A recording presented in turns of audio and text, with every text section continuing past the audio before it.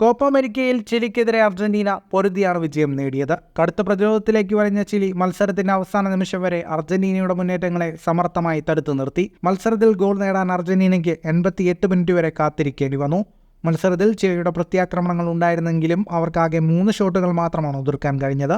Argentina പ്രതിരോധത്തിന്റെ മികച്ച പ്രകടനം തന്നെയാണ് കൂടുതൽ ഷോട്ടുകൾ ഉതിർക്കുന്നതിൽ നിന്നും ചിലിയെ തടഞ്ഞത്.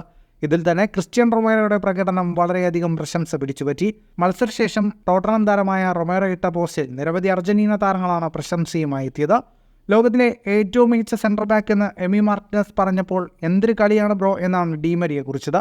നിങ്ങൾ നോർമലല്ല എന്ന് മക്കലിസ്റ്റർ പറഞ്ഞപ്പോൾ നിങ്ങളെ മറികടക്കുവാൻ കഴിയില്ല എന്നാണ് ടഗ്ലിയാഫിക്കോ കുറിച്ചത്. മത്സരത്തിൽ 3 ക്ലിയറൻസ് നടത്തിയ റൊമേറോ 2 ഇന്റർസെപ്ഷനും 8 ടാക്കിളുകളും നടത്തി.